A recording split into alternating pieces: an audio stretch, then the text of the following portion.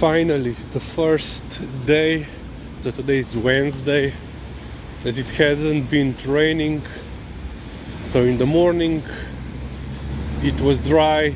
Now at noon, well, 11, it's dry, well, to some degree. But yeah, so last week I was in Kranj, so which is basically north city slash town, north from Ljubljana. You know, I think what is 30 minutes by bus, 15-20 minutes by car, something in between with train.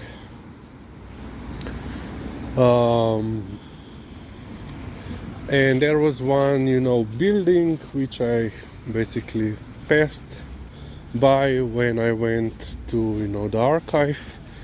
And this past evening, I don't know, it burned down. And it's basically a typical example of mismanagement from the past. So basically this building that had burned down, it was a mill, a flour mill. In the era of Austro-Hungary, it was actually the largest flour mill in the whole country, which is, quite impressive. It was, let's say, one of the major factors in development of Kranj in that era, not only in terms of economy, but also, society as a whole.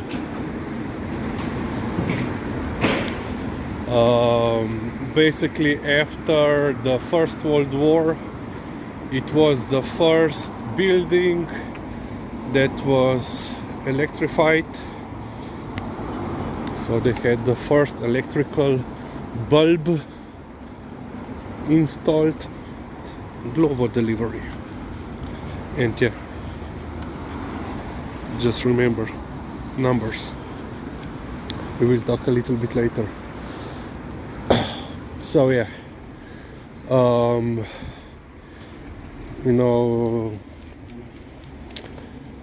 the mill is basically directly by the river, so they then also constructed their own turbine, water powered turbine for electricity.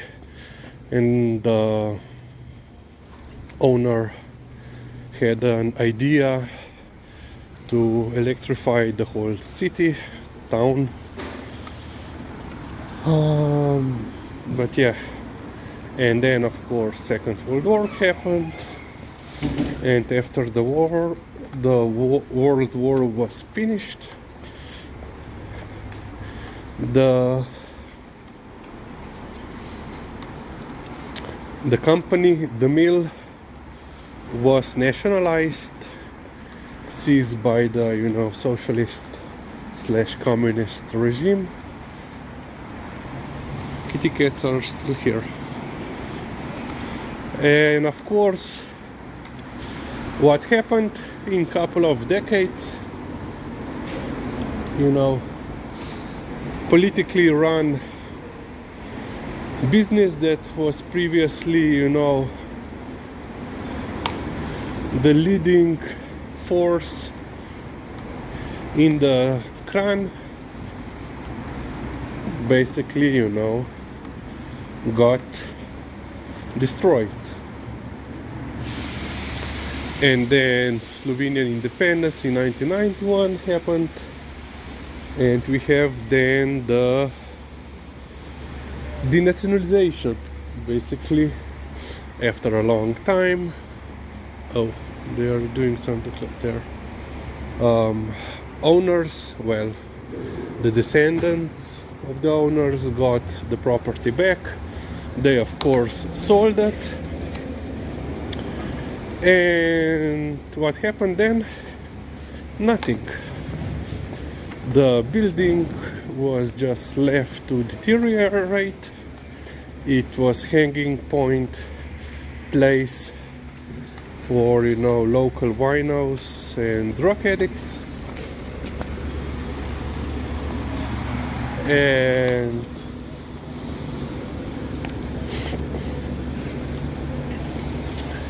now it has burned down.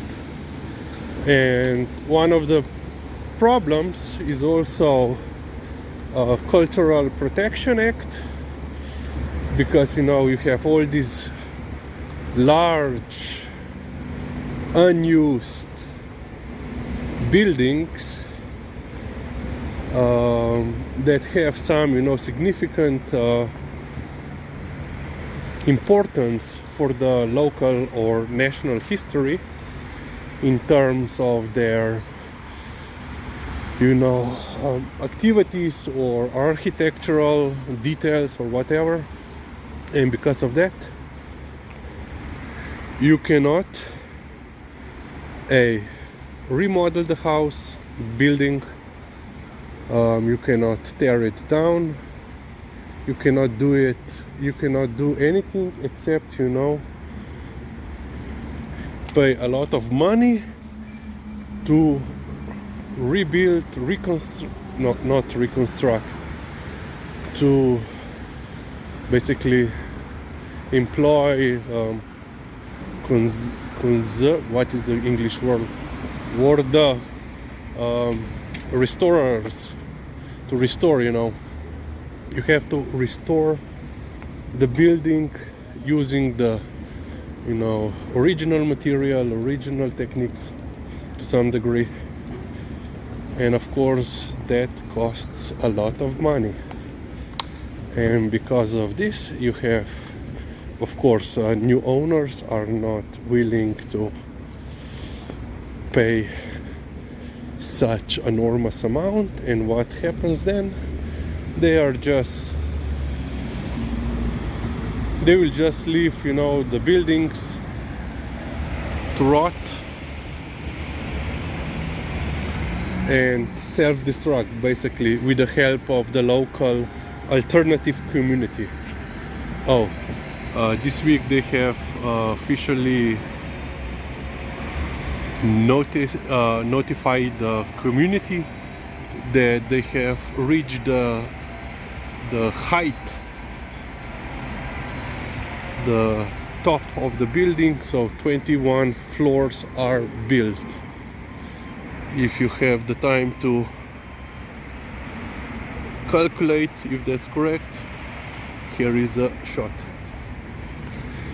So yeah, and you have a lot of such buildings around Slovenia, which, you know, as a historian, I understand, I support. But when you see that the building is basically good for nothing and there is no alternative from the private sector or public sector to repair it, it's better to, you know, just tear it down. You know, you still can enforce, let's say, local zoning code to force the investors to build, you know, similar looking object. That is, you know, no problem. Lizzie, tukaj greva.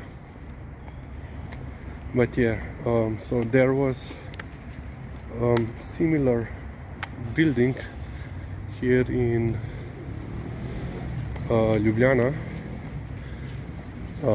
cukrarna, which basically means sugar factory, which was already deteriorating in the time of First World War. but the building, you know, was still standing. And in, I think this year, last year, the basically city paid, I don't know how many millions. I have a number of 30 million something euros in my head. It could be wrong, I don't know. And they converted this building, which was also, you know, hanging place for drug addicts and homeless and so forth, and they converted it in modern gallery, modern art gallery, something like that.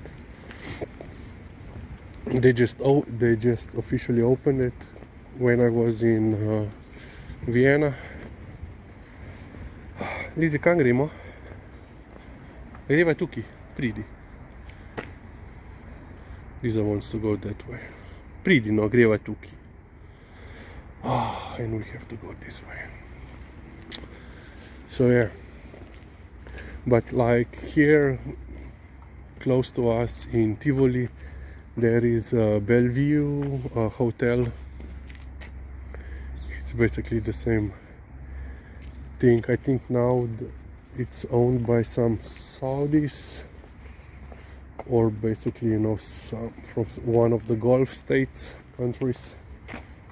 And of course, it's a protected building, but it's basically derelict. There was already a couple of fires there, but the building is still standing. And you know, they are just waiting so the building will totally collapse, and then they will have a nice real estate property to build, you know, a new hotel, or perhaps just, I know, a building for someone, some rich sheikh. But yeah, but I believe the same problem is present also in other countries. If it is, please let me know. So yeah, another doggo. Oh yeah, as you can see, this week, I think they have reached an agreement between the city municipality and Glovo and Volt, and now their delivery persons are carrying the identifying numbers so that people can report them.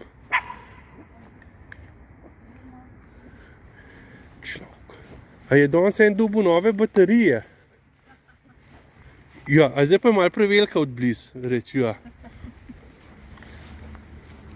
Reči, iza leđa, reči. Reči, ja. Le, ignorirate, popolnoma te ignorira. Liza, ga greš pogledat? Hrabroslav preplašeni. Reči. Zdaj le še dobro ne diši, ko bo pa dobro dišala, bom pa prvi v vrsti pa prukco sabo. A punca, okej. Ja. Več pa to. Čiste ignorira.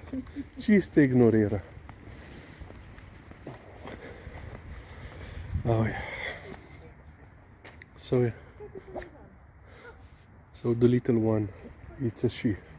I thought it's a he, but no, it's a she. So yeah, Liza ignores.